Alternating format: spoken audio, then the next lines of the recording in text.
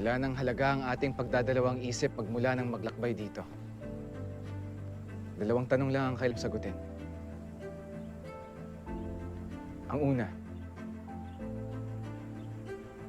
iniibig niyo ba ang bayang ito? Kung gayon, tanggapin ang anumang kapalarang sasapitin natin sa ngalan ng pag-ibig. Walang mga bayani sa bundok na ito. Tayo'y mga sundalo na puno ng pag-ibig. Hindi ng galit. Matatag ang posisyon natin at makakalampas lang ang mga Amerikano sa ibabaw ng aking bangkay. Kaya ang ikalawang tanong, nais niyo bang mamatay na tumatakbong mga duwag o mamatay sa pakikipaglaban? Naway maging tapat tayo sa ating mga salita. General Gregorio del Pilar po.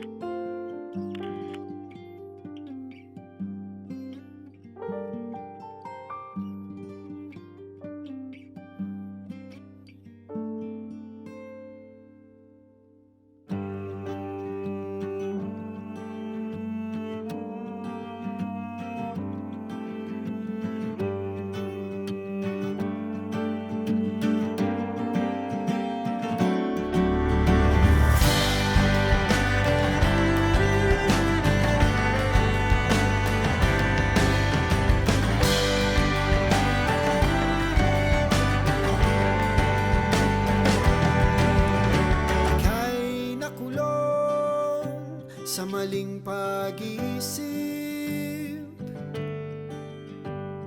pangarap mo raw mananatiling isang panaginip. Hi everyone! Today, pag-uusapan natin ang buhay ng isa sa pinakabatang general sa kasaysayan ng Pilipinas. Si General Gregorio del Pilar, kilala bilang Goyo or the Boy General.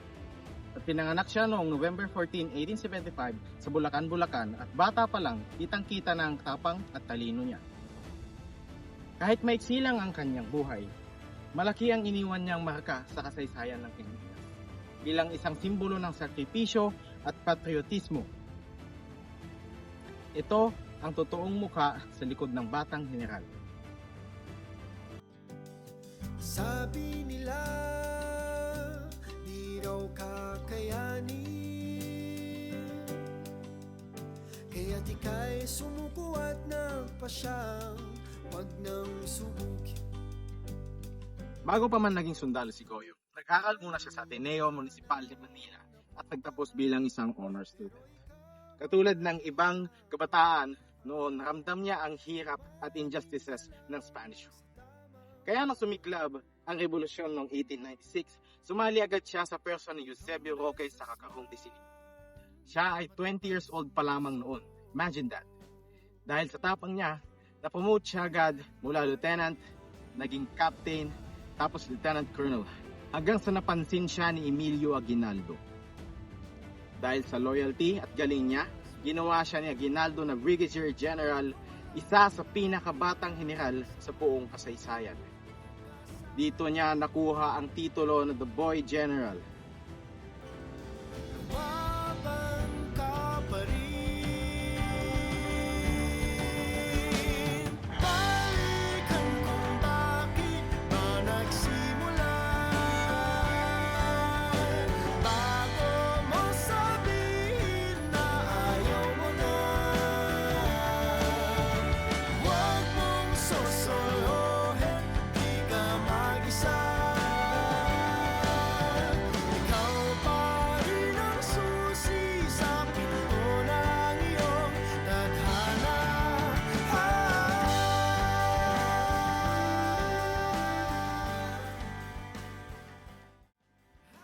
Pero syempre, tao rin si Gregorio del Pilar. May puso, may emotions, may love life. Sikat siya noon dahil sa charm niya. Literal na kahit anong bayan niyang puntahan, may naiiwan daw na babae umiiyak. Kaya raw nagmula ang expression na nagoyo ka dahil kay Goyo. Naku, mag-ingat tayo sa lalaking iyan. Bakit naman, ay? Kada bayan na daanan niya, may iiwang sa babaeng luhaan Totoo? May kasabihan na nga huwag kayong magpapaboyo. Pero meron din siyang seryosong pag-ibig. Una, si Felicidad Aguinaldo, kapatid ni Emilio Aguinaldo. At ang huli at pinakamalapit sa puso niya, si Remedios Nable Jose mula sa Dagupan. Sabi sa mga accounts, dala-dala niya hanggang kamatayan ang panyo na ibinigay sa kanya ni Remedios. Isang maliit pero napakahalagang simbolo ng pagmamahal kahit sa gitna ng giyera. Pero hindi biro ang maging batang general.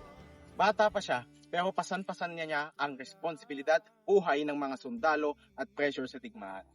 Sa pelikulang Goyo, ang batang general, ipinakita yung emotional struggle niya. Takot mamatay ng bata, guilt sa mga sundalong nawala at pagdududa sa sarili niyang leadership. Walang eksaktong historical record kung nagkaroon siya ng trauma tulad ng PTSD, pero hindi imposible. Imagine, teenager ka pa lang, exposed ka na sa giyera, barilan at kamatayan.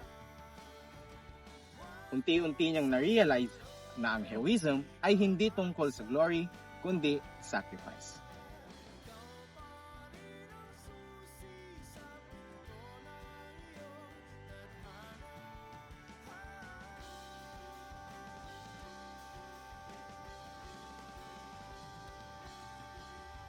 Ang pinakatanyag na bahagi ng buhay ni Goyo ay ang labanan sa Tirad Pass noong December 2, 1899.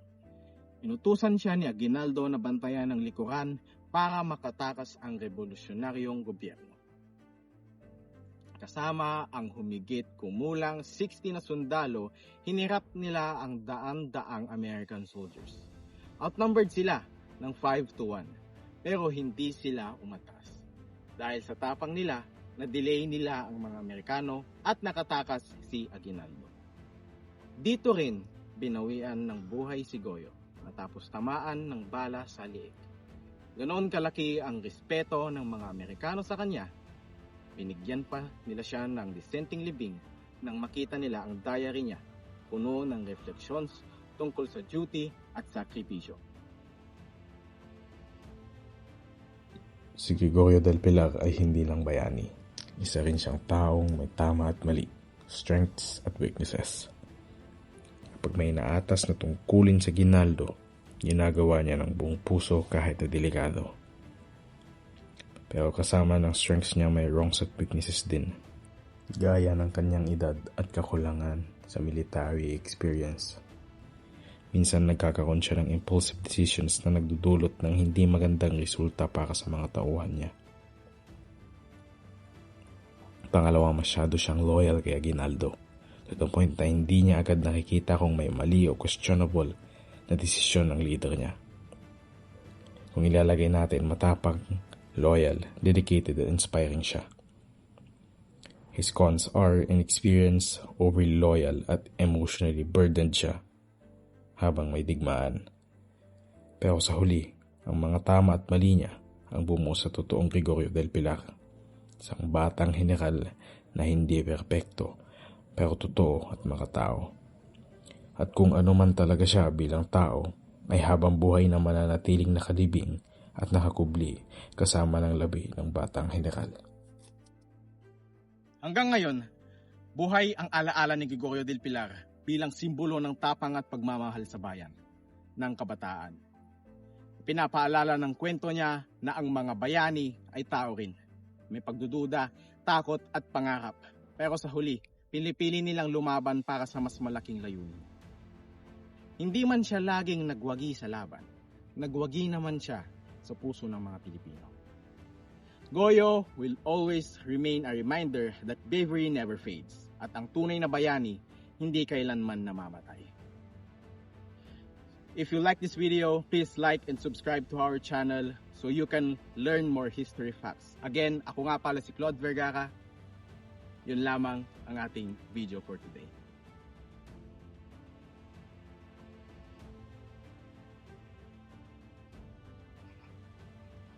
Sana all baliw.